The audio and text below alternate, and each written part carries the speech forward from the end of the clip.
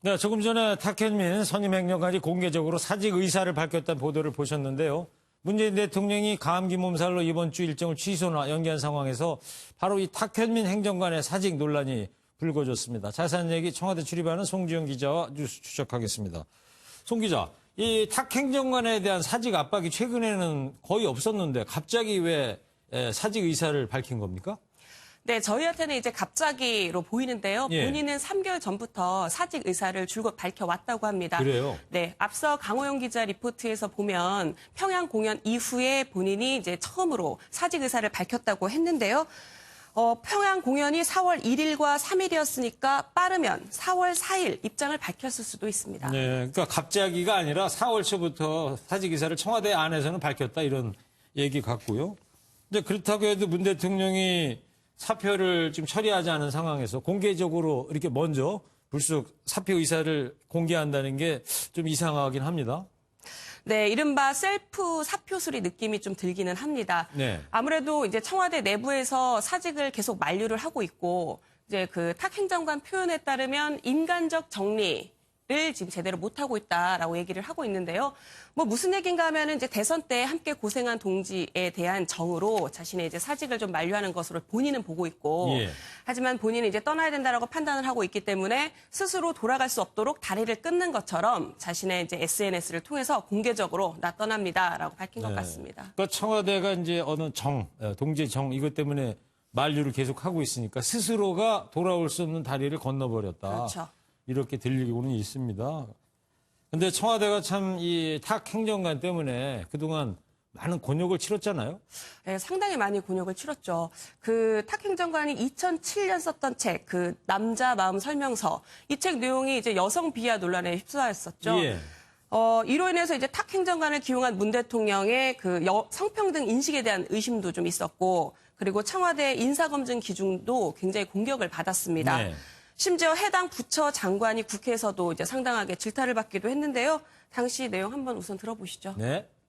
관계자를 만나서 구두로 저의 의견을 전달을 하였습니다. 전달을 했고요. 그 이후의 결과에 대해서는 제가 좀 무력합니다. 자, 이런 것들이 어떤 인간적 관계로만 설명이 좀 부족해 보입니다. 네, 크게 이제 두 가지 이유가 더 있지 않을까 싶습니다. 우선 실력인데요. 이제 탁월한 공연 연출가라는 평가를 받고 있습니다. 예. 뭐 기억하시겠지만 이제 문재인 대통령이 취임 100일 기자회견 때 이른바 각본 없는 이제 기자회견을 진행했는데 당시 지금 저 장면이죠. 네. 네, 그렇습니다. 당시 이제 굉장히 신선하다는 호평을 받았습니다. 네. 그리고 이제 트럼프 대통령 방한 때 국빈 만찬에 독도새우가 메뉴로 나왔는데요. 예. 이때도 이제 음식의 정치적 메시지를 잘 녹였다는 평가를 받았습니다. 네. 또 세계적 관심을 모았던 도보다리, 이 회담까지도 모두 탁현민 행정관 아이디어거나 탁현민 행정관이 속한 의전 비서관실 작품이었습니다. 예. 청와대가 탁현민 행정관의 그 사직 의사를 수용하지 않는 것이 첫 번째는 실력이다. 네. 대단한 이제 공연 전문가다라고 보는 건데 실력자라. 근데 뭐 우리나라의 공연 전문가가 탁 행정관만 있는 건 아니지 않습니까? 네, 그렇습니다. 이제 그 부분이 이제 또 다른 그 탁 행정관을 여전히 잡아주려는 이유 중에 하나인데요. 네. 문재인 대통령의 의중을 잘 읽어내서 탁월하게 공연을 만들어내는 사람은 탁 행정관 유일하다. 아. 이렇게 지금 청와대는 보고 있는 것 같습니다. 예. 저 뒤에 사진을 한번 보시죠.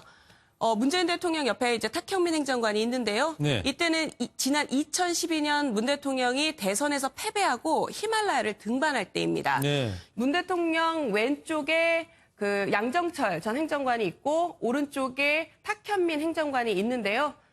두 사람이 27일 동안 문 대통령이 히말라야 등반을 할 때 함께 했다는 것.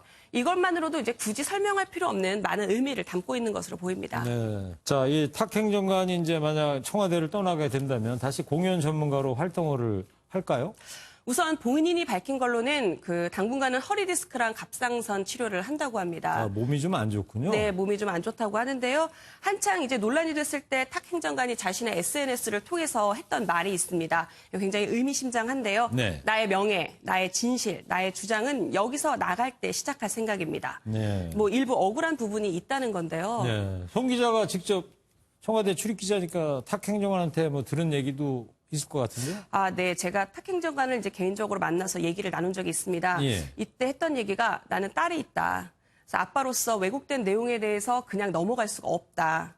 잘못된 부분은 인정을 하고 사과를 하겠지만 아닌 부분은 실시비비를 가리겠다. 다만 네. 그때는 내가 청와대를 떠날 때다라고 얘기를 하더라고요. 네, 그랬군요.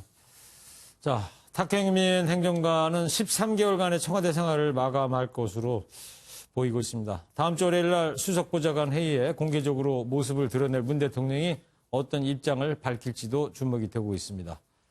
자, 송지영 기자였습니다.